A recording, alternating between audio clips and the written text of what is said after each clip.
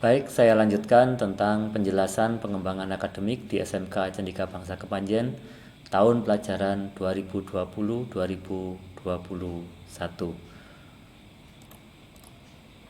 Bapak Ibu sekalian, satu hal yang harus kita pahami bersama bahwa kebijakan pendidikan di masa pandemi COVID-19 yang dituangkan di dalam keputusan bersama 4 menteri, yaitu Menteri Pendidikan dan Kebudayaan, Menteri Agama, Menteri Kesehatan, dan Menteri Dalam Negeri.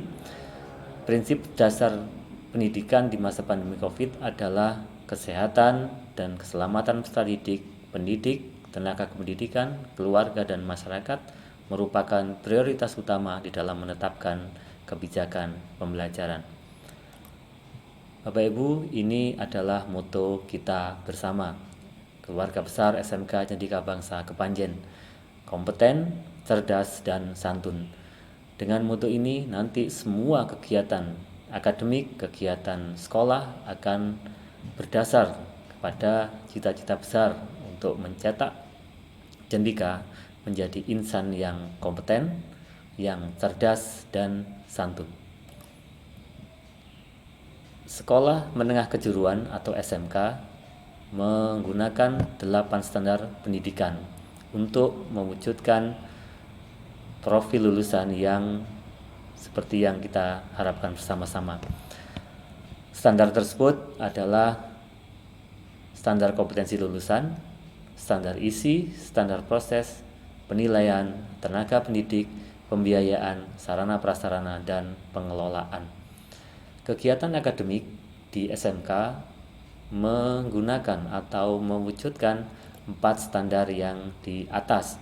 Standar kompetensi lulusan adalah cita-cita besar kita bersama untuk membentuk, mencetak Cendika menjadi sesuai dengan kompetensi yang diharapkan. Kompeten, tapi juga mempunyai kecerdasan, dan terlebih lagi harus santun. Untuk mencapai itu, maka diperlukan standar isi, yaitu mengatur bagaimana profil lulusan itu akan dicapai.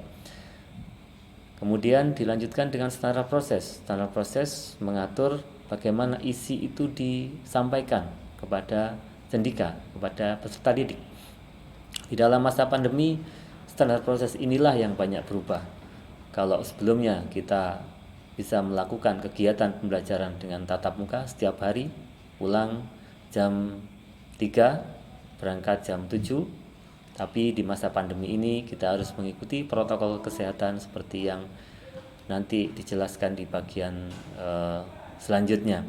Demikian juga dengan standar penilaian, bagaimana anak-anak praktek, bagaimana anak-anak melakukan ujian, itu banyak berubah di masa pandemi ini. Bapak Ibu, keempat standar yang menunjang profil lulusan Cendika didukung oleh 4 standar lainnya, yaitu didukung oleh tenaga kependidikan, didukung oleh pembiayaan, didukung oleh sarana prasarana, dan pengelolaan atau tata organisasi sekolah.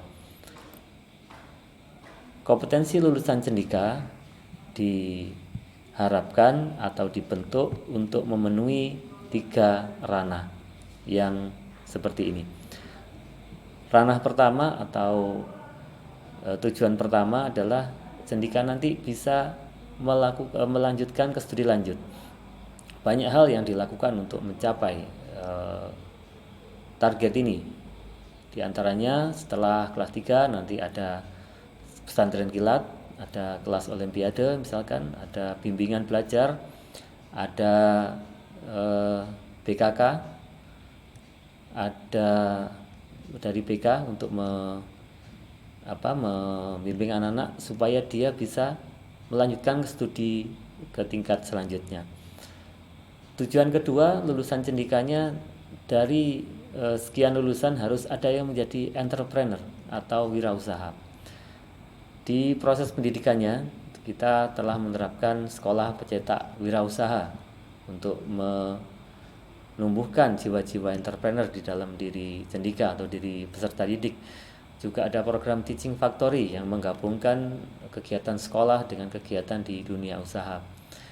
Yang ketiga, kalau anak-anak tidak bisa studi lanjut, anak-anak tidak bisa menjadi entrepreneur, anak-anak harus menjadi tenaga kerja yang terampil atau skilled labor.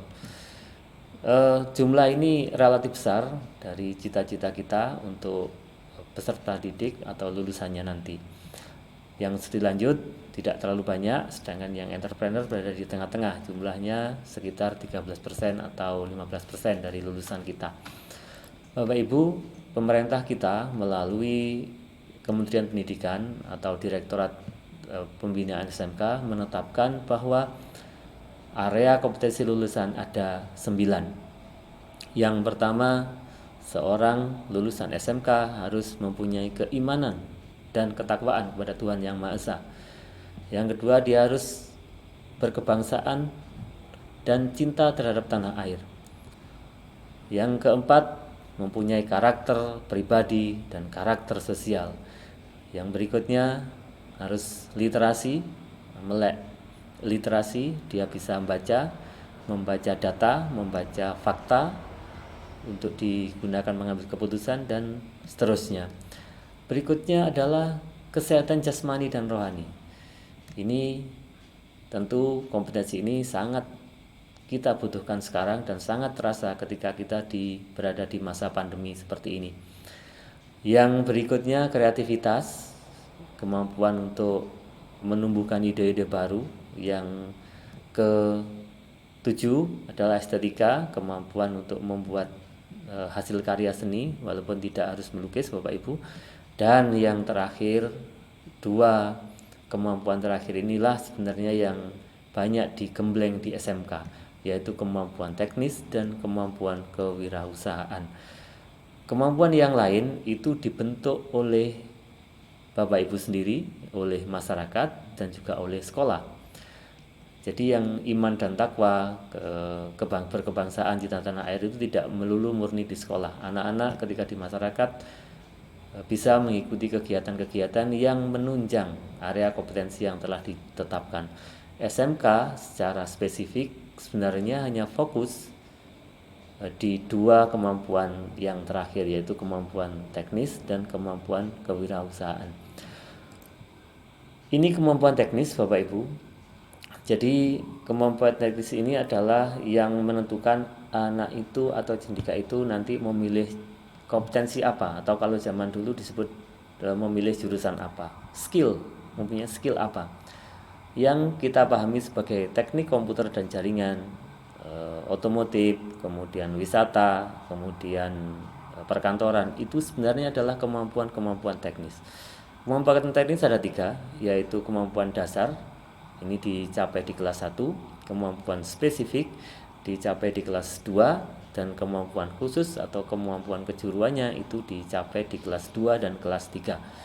Seperti yang saya sampaikan tadi, bahwa 2 kemampuan besar di SMK yang benar-benar dididik atau ingin dicapai adalah kemampuan teknis dan kewirausahaan. Maka 2 kemampuan inilah nanti yang banyak dilakukan ujian dan sebagainya. Kalau yang kemampuan 7 tadi, yang keimanan dan seterusnya, itu tidak terlalu diuji Bapak Ibu, cuma harus ada di setiap diri jendika, khususnya kemampuan yang pertama, yaitu ketakwaan dan keimanan kepada Tuhan Yang Maha Esa.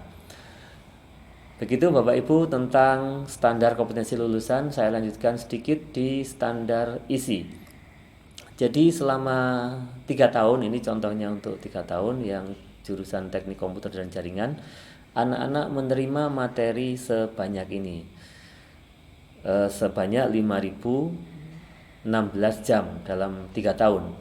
Ini mata pelajarannya. Mata pelajaran dibagi menjadi 4. Yang keempat belum ditulis Bapak Ibu, yaitu muatan lokal. Jadi ada muatan nasional, seluruh peserta didik di Indonesia menerima sama karena nasional.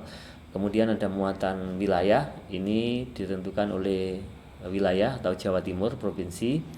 Sehingga kalau di sini ada pelajaran seni, misalkan sekolah atau provinsi bisa memilih kira-kira seni apa yang paling kuat, paling diminati, paling potensi untuk daerah Jawa Timur atau Malang. Jasmani, pendidikan jasmani juga seperti itu. Olahraga apa yang paling bisa dilakukan di wilayah sini atau di sekolah. Itu namanya muatan kewilayahan. Nah, muatan peminatan kejuruan inilah yang membedakan anak dari tiap kompetensi. Anak nanti memilih TKJ, memilih otomotif, memilih akuntansi, memilih perkantoran, itu yang membedakan di muatan peminatan kejuruan. Jumlahnya relatif besar. Jadi kalau yang lain itu hanya 1.734, yang wilayah 200, peminatan kejuruan untuk 3 tahun itu 3.030 jam. Ini ketika isi yang tadi saya jelaskan itu dibagi menjadi per minggu ya Bapak Ibu. Jadi per minggunya diatur seperti ini, agama 2 jam dan seterusnya. Kemudian muatan peminatan kejuruan itu 34 dalam 1 minggu. Kalau di total semua semua siswa kelas 1 sampai kelas 3 itu per minggunya dia harus belajar sebanyak 52 jam di SMK Cendekia Bangsa. Saya contohkan peminatan kejuruan atau materi C ya istilahnya di SMK Cendekia Bangsa. Ini saya contohkan untuk jurusan wisata bahari dan ekowisata. Ada 3, semua jurusan sama, ada 3 yang saya sebutkan di awal tadi, yaitu dasar, kemudian ada program keahlian, lalu ada mata pelajaran produktif. Nah, inilah materi-materi yang akan didapat anak-anak yang mengambil jurusan wisata bahari dan ekowisata. Dasar ini dilakukan di kelas 1 ada 3, kemudian yang dasar program ada 4, ini juga dilakukan di kelas 1 dan beberapa di kelas 2. Nah, yang C3 ini dilakukan di kelas 2 dan kelas 3. Itu contoh Bapak Ibu. Untuk mata pelajaran yang lain nanti bisa berhubungan dengan kompetensi kalian yang juga akan melakukan presentasi.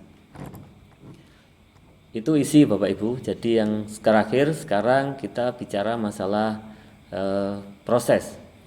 Di dalam masa pandemi, ketika daerah kita, wilayah kita masih berada di zona kuning, orange atau merah, diatur di dalam surat keputusan bersama 4 menteri tadi bahwa kegiatan belajarnya harus dilakukan secara daring atau online. Baru nanti kalau kita sudah masuk pada zona hijau, itu kita bisa melakukan tatap muka. Nah, di zona hijau ini ketika kita melakukan tatap muka, nanti anak-anak sudah bisa mulai praktik di lab-lab yang nanti Bapak Ibu bisa mengunjungi setelah sesi ini. Atau anak-anak juga menggunakan pembelajaran sistem blok, yaitu belajar di Dudi Mitra. Jadi anak-anak bisa belajar di Dudi Mitra kita selama hari-hari tertentu dengan bimbingan guru masing-masing. Atau nanti anak-anak juga bisa melakukan pendidikan sistem ganda di kelas 2. Ketika naik kelas 1, kelas 2 itu anak-anak melakukan kegiatan pendidikan sistem ganda yang sebenarnya kita rencanakan dalam 8 bulan. Tapi sekarang masih masa pandemi, jadi belum bisa kita lakukan. Itu kita lakukan ketika nanti kondisinya sudah hijau yang ditentukan oleh gugus tugas kabupaten. Begitu Bapak Ibu untuk sesi pertama penjelasan tentang kompetensi lulusan kita Cendekia Bangsa, kemudian isinya dan prosesnya. Akan saya lanjut di sesi kedua tentang penjelasan pembelajaran mode daring yang akan kita lakukan nanti mulai tanggal 13 sampai status berubah. Jadi perubahan status itu yang menentukan bukan sekolah tapi gugus tugas. Saya jelaskan setelah ini mode pembelajaran daring di SMK Cendekia Bangsa Kepanjen. Untuk sesi ini saya cukupkan dulu. Saya akhiri. Assalamualaikum warahmatullahi wabarakatuh.